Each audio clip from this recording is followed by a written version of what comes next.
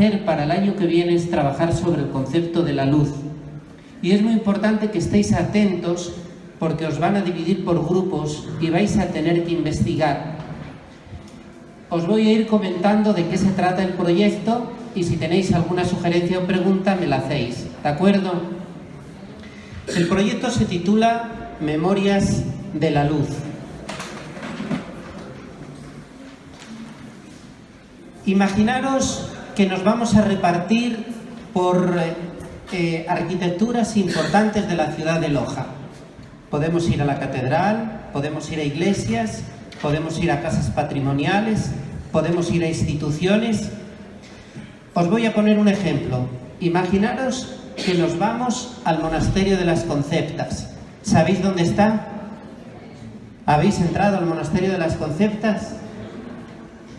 Pues fijaros, el edificio más antiguo que tenemos en Loja es el monasterio de las Conceptas y el libro más antiguo que tenemos en esta ciudad es el libro de 1596 de las monjas del monasterio de las Conceptas. Imaginaros lo importante. Vamos a ese monasterio. Lo primero que tenemos que enterarnos es un poco de la historia. Yo me entero de que fue fundado en 1597 y de que un personaje que se llamó Don Juan de Alderete solicitó la construcción de esa edificación. Fijaros, es el segundo monasterio, después del de las Conceptas de Quito, más importante que tenemos en Ecuador. Ni el de Cuenca, ni el de Riobamba, es el de Loja, del año 1596. Allí hay una persona que se llama Jaime Celi que administra ese espacio. Por lo tanto, si yo pertenezco al grupo que tiene que ir al monasterio de las Conceptas, puedo ir a este señor, Jaime Celi, a preguntarle algunas de las cosas que me ayuden a ubicarme en el espacio y en el tiempo en relación a ese monasterio. Yo tuve el privilegio de escribir un libro que se titula La voz del monasterio de las Conceptas hace 5 años. Podéis también consultar ese libro y toda la información que necesitéis de este monasterio la podéis encontrar en ese lugar. Es decir, en aquel lugar que os vayan a ubicar, lo primero que tenéis que hacer es ir a consultar o preguntar a alguna persona que haya investigado sobre ese lugar, para ubicarlo en el espacio y en el tiempo. Mirad, aquí os presento, este es el libro más antiguo de la ciudad de Loja. Desde él se puede contar la historia de esta ciudad durante 400 años.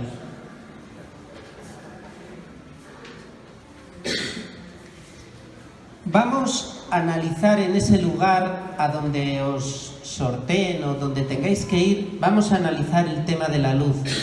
Lo primero que tenéis que fijaros es por dónde y cómo penetra la luz en ese espacio. Yo me voy a este monasterio. El monasterio tiene la iglesia y tiene el museo. Entonces lo primero que tengo que descubrir es dónde hay luz, luz natural o luz eléctrica. ¿Y cómo entra? ¿Cómo entra en ese espacio? Habrá sitios que son más iluminados, otros que tienen penumbra, otros que tienen muchas sombras, otros que tienen oscuridad. Fijaros que si estoy en el monasterio de las Conceptas tengo el propio monasterio y a ese claustro no dejan entrar habitualmente a las personas, ¿ya? Pero puedo solicitar hasta una entrevista con la madre abadesa que se llama Beatriz Álvarez y a lo mejor ese grupo le atiende y le da información sobre la luz. Puedo ir a la iglesia, que pasa abierta, tienen creo que las monjitas 1 o 2 veces misa todos los días, y puedo fijarme en las ventanas laterales, por ahí está entrando luz a la nave de la iglesia. O puedo ir al museo, donde administra ese señor que se llamaba licenciado Jaime Celi, y le puedo preguntar, le puedo ayudar a que él me haga una guía para descubrir los lugares donde tengo luz. ¿Por dónde y cómo?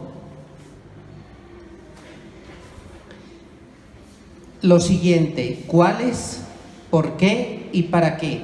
¿Cuáles son los lugares más oscuros o más iluminados y sombríos, en este caso del monasterio donde he entrado? ¿Y por qué y para qué? No sé si os fijáis que, por ejemplo, en los conventos de las monjitas, en los monasterios, a veces ellas tienen una parte en el coro donde pasan escondidas, que está como a la penumbra. Entonces ellas nos pueden ver a nosotros porque estamos en claridad, pero nosotros no las podemos descubrir a ellas porque ellas pasan ocultas. Hasta hace poco tiempo ni siquiera se las podía conocer ni ver. Entonces yo tendré que analizar cuáles son los lugares donde hay luz y qué función tiene, por qué y para qué.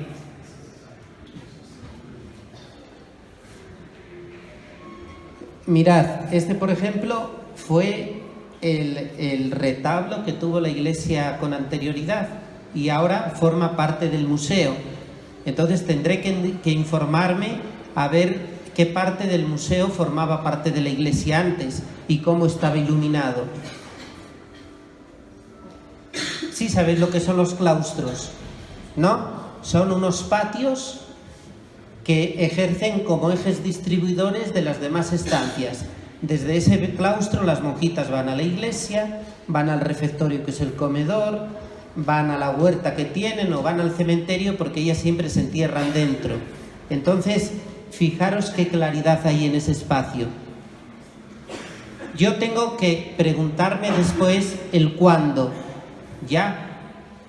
Mirad, estas monjitas en particular, por ejemplo, si os fijáis en los dedos de los pies y de las manos, la mayor parte de ellas tienen artritis, porque ahora ya tienen calefacción y ahora a veces ya se visten hasta con zapatos, pero andaban en sandalias y descalzas, en pleno frío, y eso que la temperatura aquí tampoco es tan baja, pero de andar y de pasar frío tienen ese problema de artritis.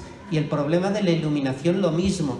Y ahora estamos acostumbrados a las luces eléctricas, pero hace 200 años era con la luz de las velas y con la luz de las antorchas. Yo me tengo que pegar un salto atrás en la historia para investigar un poquito cómo funcionaban y cómo se iluminaban las monjitas antes. ¿Dónde puedo encontrar luces?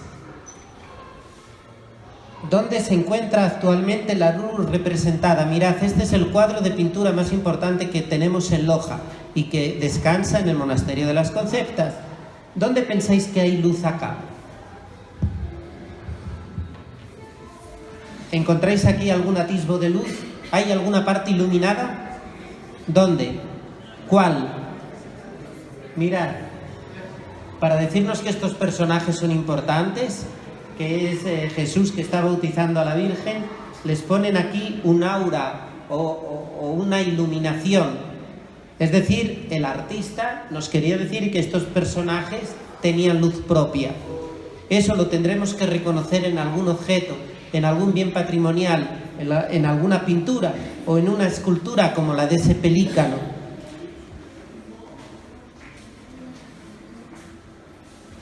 Atender, porque esta es la clave de interpretación del trabajo que tenéis que hacer. Vamos a hacer una investigación.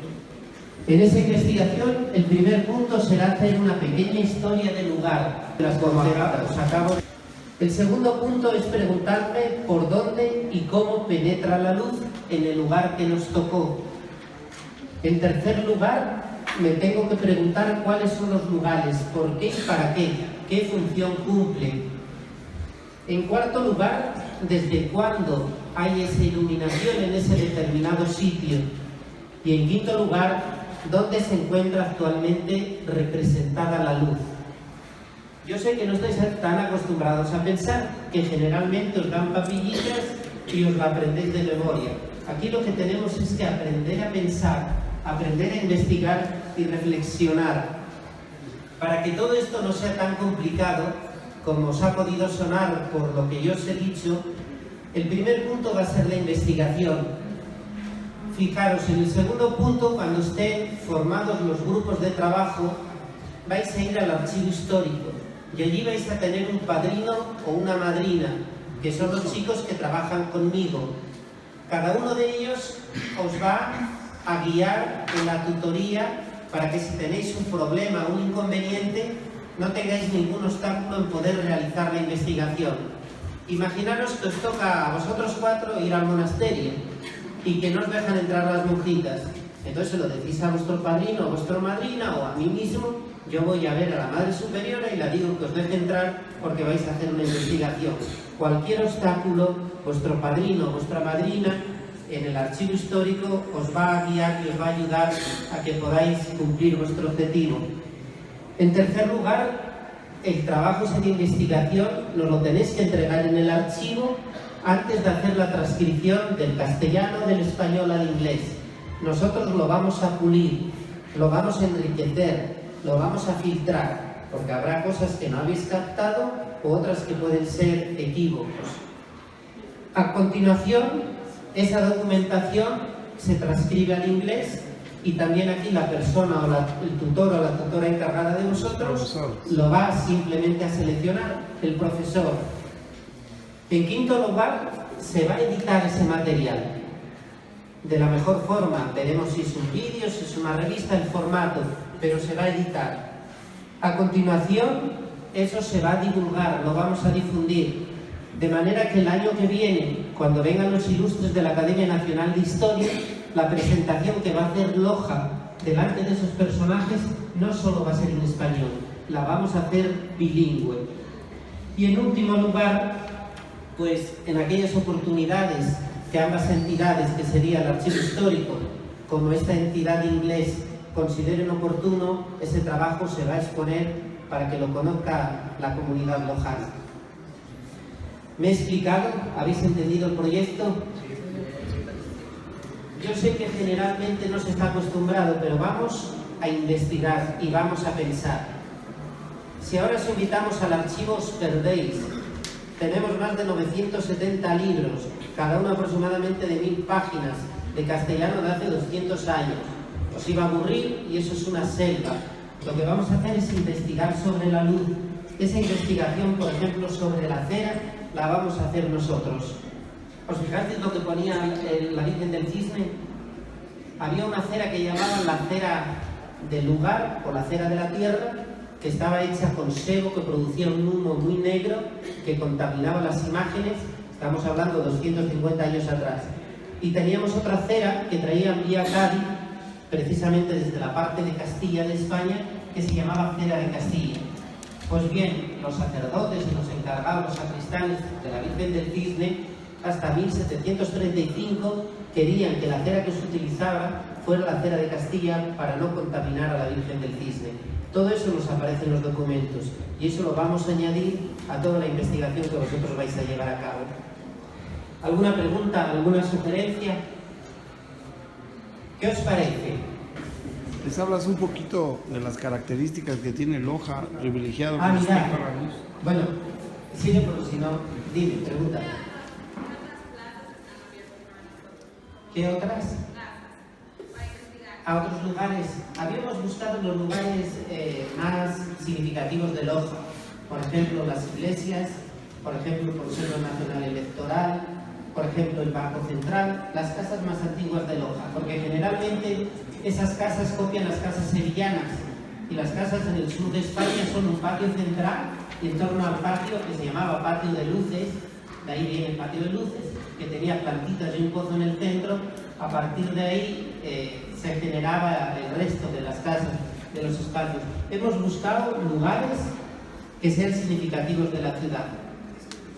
Cada grupo va a tener Su lugar. Decidido, ¿sí?